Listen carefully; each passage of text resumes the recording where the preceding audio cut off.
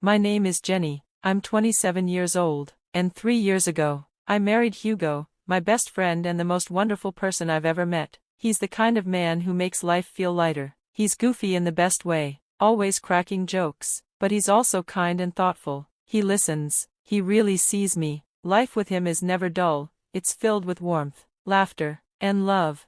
But if I'm being honest, marrying Hugo also meant marrying into his family, and while most of them are kind, welcoming, and supportive, there's one person who never warmed up to me, his mother, Maria. From the first time we met, I felt like she didn't like me. At first, I tried to understand. Maybe it was just the usual overprotective mom thing. Hugo is her only son, after all, and I figured she just wanted the best for him. But over time, I realized it was more than that. It wasn't just protectiveness, it was dislike, maybe even hate. Maria had this way of being cruel without being obvious. She said things that sounded innocent to others, but I could feel the sting underneath. Like the first time we met, we were all sitting around the dinner table, Hugo, his parents, and his younger brother Jack. Things were going well until Maria looked straight at me and said, loud and clear, "Jenny, don't you think it's time to stop eating so much?" The room went quiet. I froze, my fork halfway to my mouth. I looked around and saw Hugo's face turn red. "Mom, that's a horrible thing to say," he snapped. "Jenny can eat whatever she wants." Maria just smiled sweetly and said she was only worried about my health. She even pulled out old pictures of me and said I looked better back then. I was humiliated, but I smiled, said thank you, and pretended it didn't bother me. I didn't want to start a fight. It was my first dinner with them, and I wanted to make a good impression. But that was only the beginning. Over time, her comments got worse. Her attitude became more obvious. She never yelled or screamed, but she found ways to make me feel small, like I didn't belong, and no matter how much I tried, she never gave me a chance. Everyone else in Hugo's family accepted me, even Jack, who's quiet and reserved, warmed up to me quickly, but not Maria. Even on our wedding day, she tried to take control. She didn't like the hairstyle I chose. "No," she said in front of the bridal party, "her hair should be in an updo, like mine was. You look so ugly with it down." People gasped. I remember standing there, feeling my heart sink, but by then, I was used to her comments. She tried to backtrack. "I just meant Jenny could look even better. She has potential. I see a lot of myself in her. She's bright, even if she's not quite there yet." It was painful to hear, but I let it go. I told myself it was just one day. Hugo stood by me, and his dad, Kyle, actually stepped in and told her to stop. That meant a lot. But after 3 years of this, it gets to you. I tried so hard to stay polite, to be the bigger person, but inside, I was getting tired. Her behavior was wearing me down. My energy, my spark, it was fading. And then came the dinner.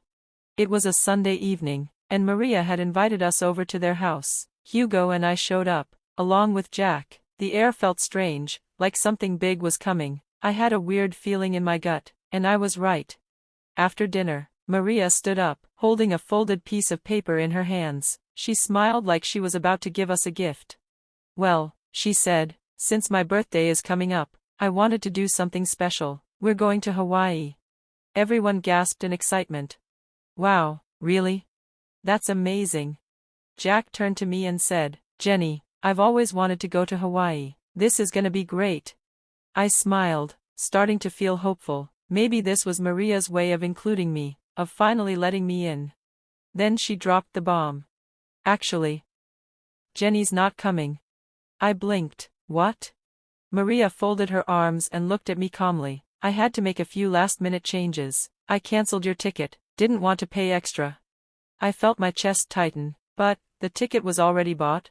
"Yes, and now it's not. It's my birthday. I decide who comes."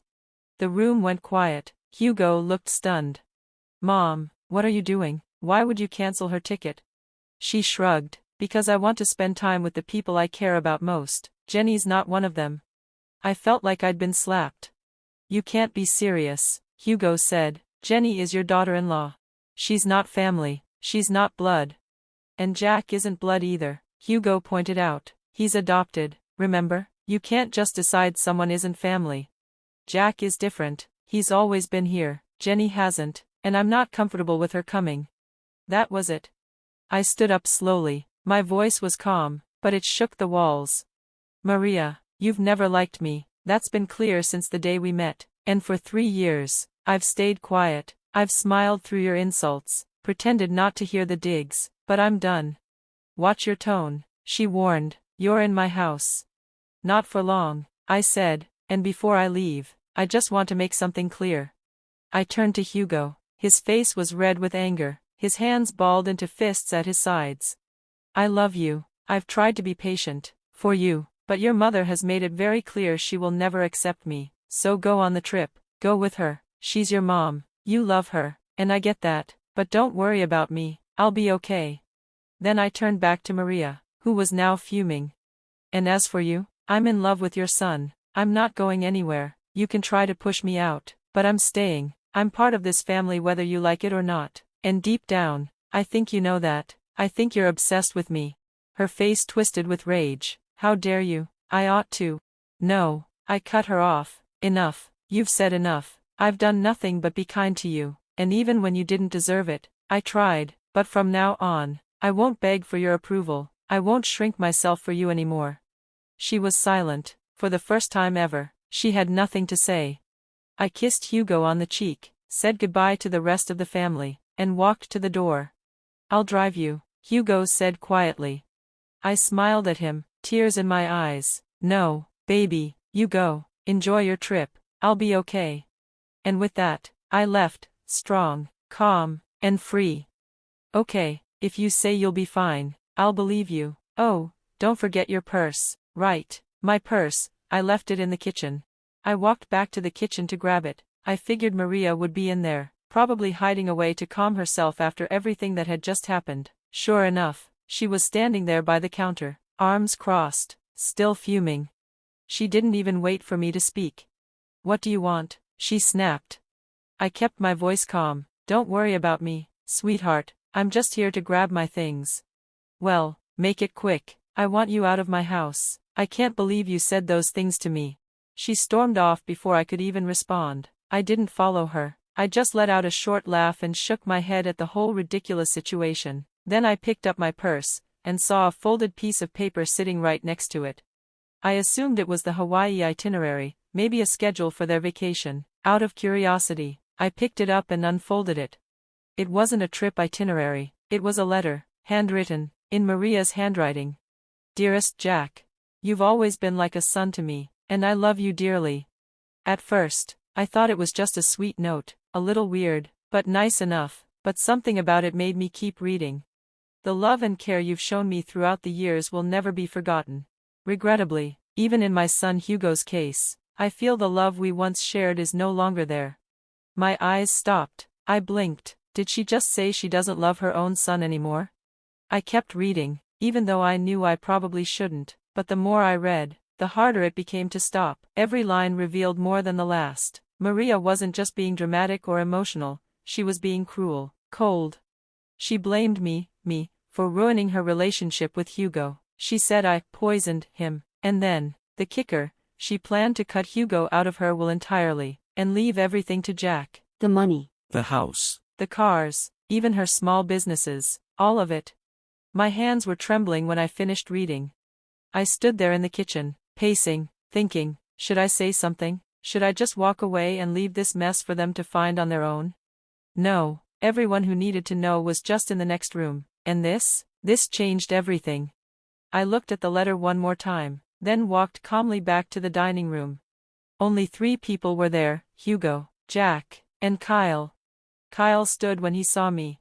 Jenny, I'm really sorry for what my wife said to you. Please don't worry, you're still coming to Hawaii with us. She's just going through something right now. I'll talk to her, I'll get through to her, I promise. Kyle, it's okay, I said quietly. I appreciate you saying that, but actually, I found something I think everyone here needs to hear, especially Hugo. Hugo's eyes widened. Jack sat up straighter. Hugo looked nervous, like he was worried I was about to say I'd had enough and was leaving him. He always hated when I clashed with his mother. He'd say, I don't know how you put up with her, and I'd always tell him, because I love you. Wait, I asked, looking around, where's Maria? She should hear this too. Kyle rubbed the back of his neck. She said she had a headache and went to lie down, probably won't be up for a while. You know how she is with her naps. I sighed. Of course she did. This is important, I said. She should be here. Just tell us, Jack said gently. We'll make sure she hears about it later. I looked at Hugo. He was fidgeting now. His anxiety was kicking in. I took a breath. Okay. While I was in the kitchen grabbing my purse, I found something unexpected, a letter, written by Maria, and I think you all deserve to hear it. I opened the paper and began reading. I read every word aloud, her calling Jack her real son, her saying she didn't love Hugo anymore, her blaming me for ruining their bond, her plan to leave everything to Jack, not out of love, but out of spite. It was all there, every petty, bitter, painful word. When I finished, I looked up. Jack was stunned, Kyle looked like he might cry, and Hugo, he looked like someone had just slapped him across the face. He was furious, betrayed. She really said that? She's going to cut me out of her will, just to punish me for marrying the woman I love? He shook his head. This has gone too far. I'm so done with her. What are we going to do? Then, an idea came to me. A week later, the day of the Hawaii trip arrived. Maria woke up to find a note from Kyle on her nightstand. Good morning, beautiful. We decided to let you sleep in. Your bags are packed. Just meet us at the airport. She jumped up, got ready in a rush, and raced to the airport. None of her calls went through. She assumed they were already boarding, so she got on the plane, excited for a relaxing getaway. 12 hours later, she landed in Hawaii and FaceTimed Kyle. Hey babe, where are you guys? I'm here, let's start the vacation. Kyle looked calm, and very far from Hawaii. That won't be happening, Maria. She blinked. What do you mean? I'm at home. What? Why? Because, Maria, he said, after what Jenny showed us, we decided we'd rather spend time in Florida with her than waste another moment with you. Her voice cracked. No, you think I'd really do that? But Hugo, my baby.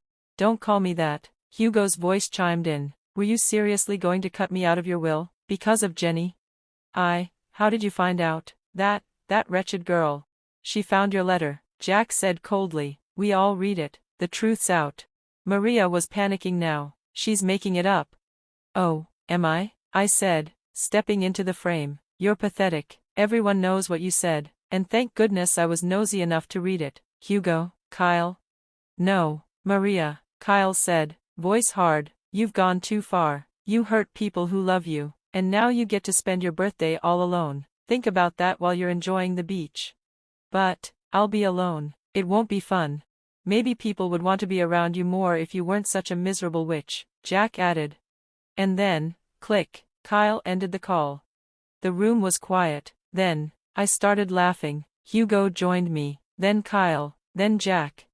We weren't laughing because it was funny, we were laughing because it was just so absurd. The look on Maria's face, priceless.